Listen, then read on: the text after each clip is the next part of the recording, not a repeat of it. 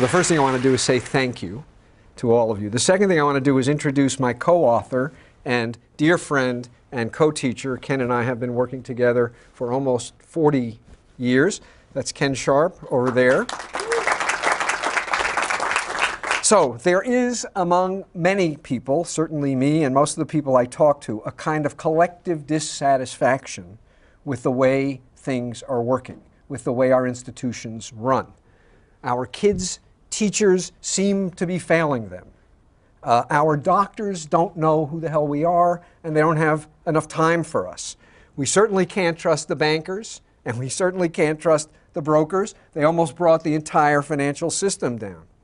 And even as we do our own work, all too often, we find ourselves having to choose between doing what we think is the right thing and doing the expected thing or the required thing or the profitable thing.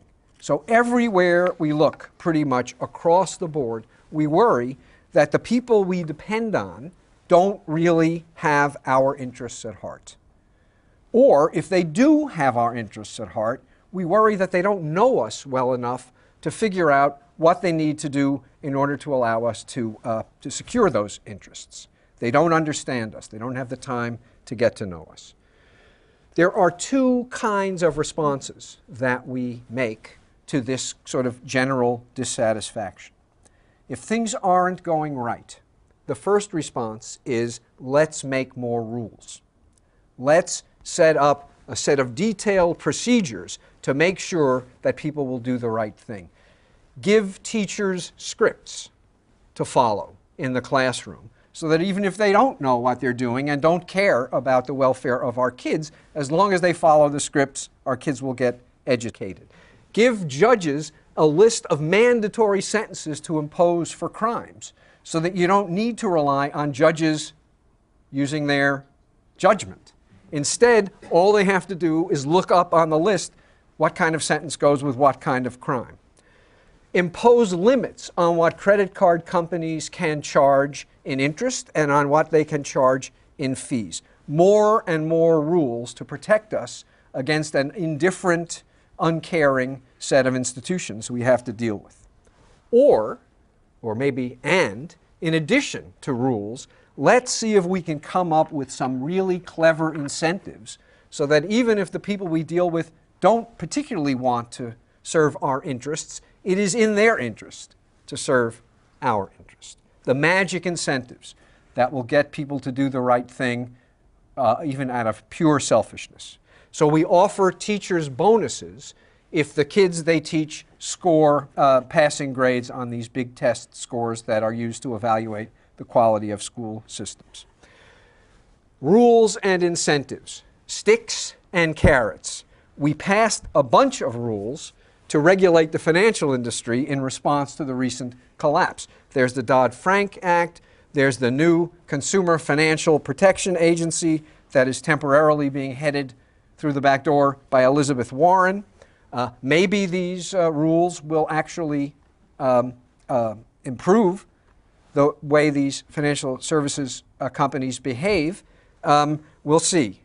In addition, we are struggling to find some way to create incentives for people in the financial services industry that will have them more interested in serving the long-term interests, even of their own companies, rather than securing short-term profits. So if we find just the right incentives, they'll do the right thing, as I said, selfishly, and if we come up with the right rules and regulations, they won't drive us all over a cliff. And Ken and I certainly know that you need to rein in the bankers. If there is a lesson to be learned from the financial collapse, it is that. But what we believe, and what we argue in the book, is that there is no set of rules, no matter how detailed, no matter how specific, no matter how carefully monitored and enforced, there is no set of rules that will get us what we need. Why? Because bankers are smart people.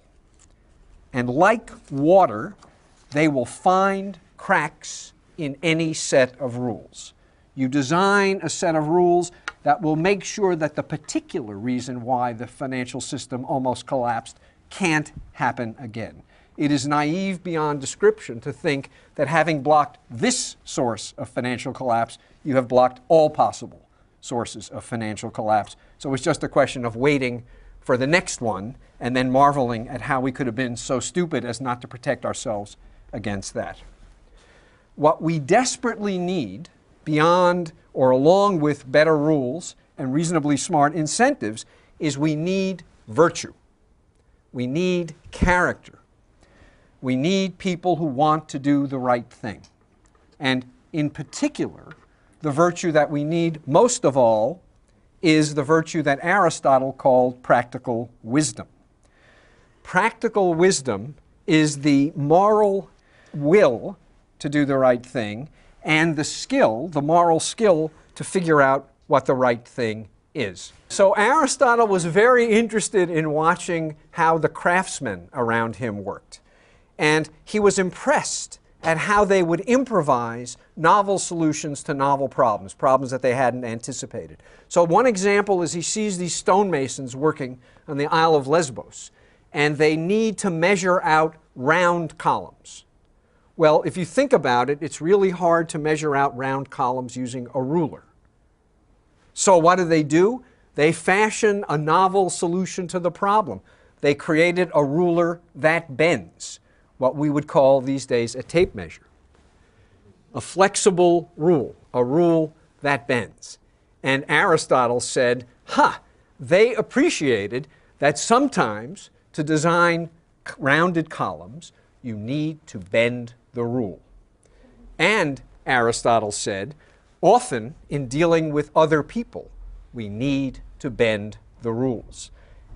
Dealing with other people demands a kind of flexibility that no set of rules can encompass. Wise people know when and how to bend the rules. Wise people know how to improvise.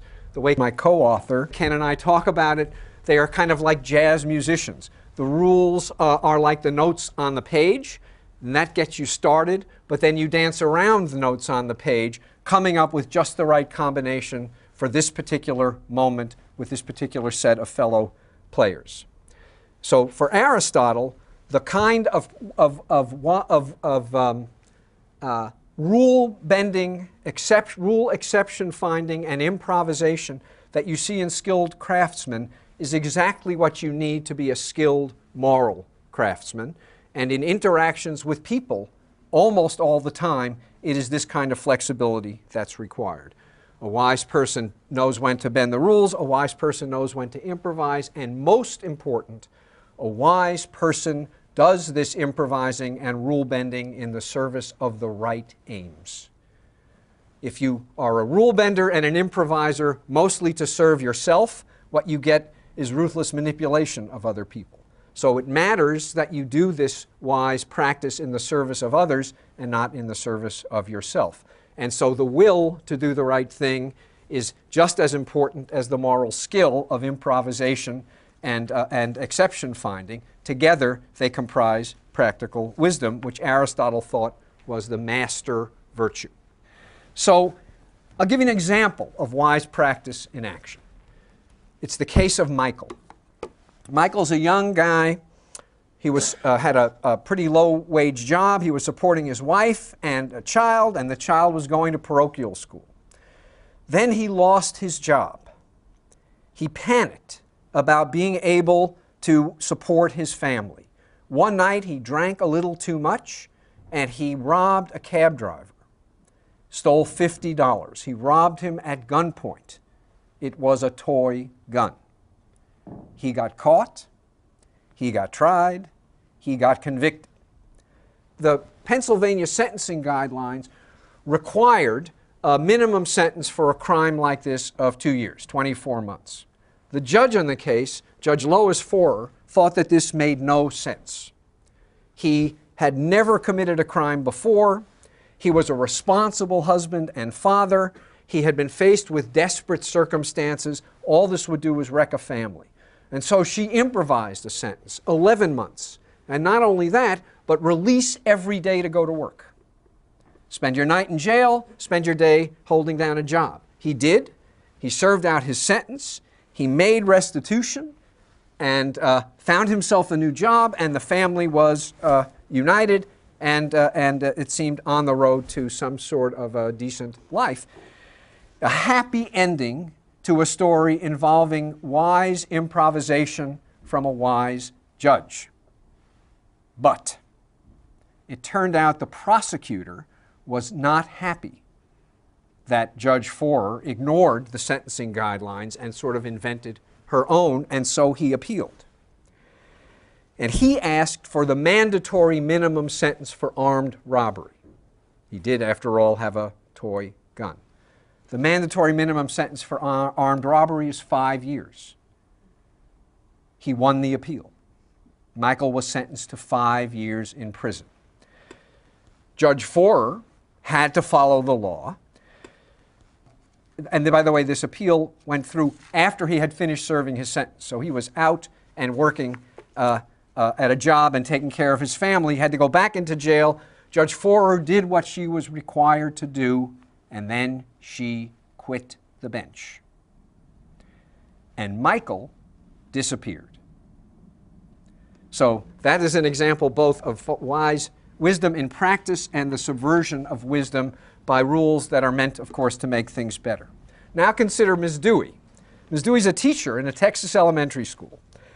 She found herself listening to a consultant one day who was trying to help teachers boost the test scores of the kids so that the school would reach the elite category in percentage of kids passing big tests. All these schools in Texas compete with one another to achieve these milestones, and there are bonuses and various other treats that come if you beat the other schools. So here was the consultant's advice. First, don't waste your time on kids who are going to pass the test no matter what you do. Second, don't waste your time on kids who can't pass the test no matter what you do. Third, don't waste your time on kids who moved into the district too late for their scores to be counted. Focus all of your time and attention on the kids who are on the bubble, the so-called bubble kids, kids where your intervention can get them just maybe over the line from failing to passing. So Ms. Dewey heard this, and she shook her head in despair, while fellow teachers were sort of cheering each other on and nodding approvingly, right? It's like they were about to go play a football game. For Ms. Dewey, this isn't why she became a teacher. Now, Ken and I are not naive, and we understand that you need to have rules. You need to have incentives. People have to make a living. But the problem with relying on rules and incentives is that they demoralize professional activity. And they demoralize professional activity in two senses. First, they demoralize the people who are engaged in the activity. Judge Forer quits, and Ms. Dewey is completely disheartened. And second, they demoralize the activity itself. The very practice is demoralized, and the practitioners are demoralized. It creates people, when you manipulate incentives to get people to do the right thing, it creates people who are addicted to incentives. That is to say, it creates people who only do things for incentives. Now, the striking thing about this is that psychologists have known this for 30 years. Psychologists have known about the negative consequences of incentivizing everything for 30 years. We know that if you reward kids for drawing pictures, they stop caring about the drawing and care only about the reward. If you reward kids for reading books, they stop caring about what's in the books and only care about how long they are. If you reward teachers for kids' test scores, they stop caring about educating and only care about test preparation. If you were to reward doctors for doing more procedures, which is the current system, they would do more. If instead you reward doctors for doing fewer procedures, they will do fewer. What we want, of course, is doctors who do just the right amount of procedures and do the right amount for the right reason, namely to serve the welfare of their patients. Psychologists have known this for decades, and it's time for policymakers to start paying attention and listen to psychologists a little bit instead of economists. And it doesn't have to be this way. We think, Ken and I, that there are real sources of hope. We identify one set of people in all of these practices who we call canny outlaws. These are people who, being forced to operate in a system that demands rule following and creates incentives, find a way around the rules, find a way to subvert the rules. So there are teachers who have these scripts to follow, and they know that if they follow these scripts, the kids will learn nothing. And so what they do is they follow the scripts, but they follow the scripts at double time and squirrel away little bits of extra time during which they teach in the way that they actually know is effective. So these are little ordinary, everyday heroes, and they're incredibly admirable. But there's no way that they can sustain this kind of activity in the face of a system that either roots them out or grinds them down. So canny outlaws are better than nothing, but it's hard to imagine any canny outlaw sustaining that for an indefinite period of time. More hopeful are people we call system changers. These are people who are looking not to dodge the system's rules and regulations, but to transform the system. And we talk about several. There's one in particular is a judge named Robert Russell. And one day he was faced with the case of Gary Pettingill. Pettingill was a 23-year-old vet who had planned to make the Army a career, but then he got a severe back injury in Iraq, and that forced him to take a medical discharge. He was married, he had a third kid on the way, he suffered from PTSD in addition to the bad back and recurrent nightmares, and he had started using marijuana to ease some of the symptoms. He was only able to get part-time work because of his back, and so he was unable to earn enough to put food on the table and take care of his family. So he started selling marijuana. He was busted in a drug sweep. His family was kicked out of their apartment, and the welfare system was threatening to take away his kids. Under normal sentencing procedures, Judge Russell would have had little choice but to sentence Pettingill to serious jail time as a drug felon. But Judge Russell did have an alternative. And that's because he was in a special court. He was in a court called the Veterans Court. In the Veterans Court, this was the first of its kind in the United States, Judge Russell created the Veterans Court. It was a court only for veterans who had broken the law. And he had created it exactly because mandatory sentencing laws were taking the judgment out of judging. No one wanted nonviolent offenders, and especially nonviolent offenders who were veterans to boot, to be thrown into prison. They wanted to do something about what we all know, namely the revolving door of the criminal justice system. And what the Veterans Court did was it treated each criminal as an individual, tried to get inside their problems, tried to fashion responses to their crimes that helped them to rehabilitate themselves, and didn't forget about them once the judgment was made. Stayed with them, followed up on them, made sure that they were actually sticking to whatever plan had been jointly developed to get them over the hump. There are now 22 cities that have veterans courts like this. Why has the idea spread? Well, one reason is that Judge Russell has now seen 108 vets in his Veterans Court as of February of this year, and out of 108, guess how many have gone back through the revolving door of justice into prison? None. None. Anyone would glom on to a criminal justice system that has this kind of a record. So here is a system changer, and it seems to be catching. There's a banker who created a for-profit community bank that encouraged bankers, I know this is hard to believe, encouraged bankers who worked there to do well by doing good for their low-income clients. The bank helped finance the rebuilding of what was otherwise a dying community. Though their loan recipients were high risk, by ordinary standards, the default rate was extremely low. The bank was profitable. The bankers stayed with their loan recipients. They didn't make loans and then sell the loans. They serviced the loans. They made sure that their loan recipients were staying up with their payments. Banking hasn't always been the way we read about it now in the newspapers. Even Goldman Sachs once used to serve clients before it turned into an institution that serves only itself. Banking wasn't always this way, and it doesn't have to be this way. So there are examples like this in medicine, doctors at Harvard who are trying to transform medical education so that you don't get a kind of ethical erosion and loss of empathy which characterizes most medical students in the course of their medical training. And the way they do it is to give third-year medical students patients who they follow for an entire year. So the patients are not organ systems and they're not diseases, they're people with lives. And in order to be an effective doctor, you need to treat people who have lives and not just disease. In addition to which, there's an enormous amount of back and forth mentoring of one student by another, of all the students by the doctors, and the result is a generation, we hope, of doctors who do have time for the people they treat. We'll see.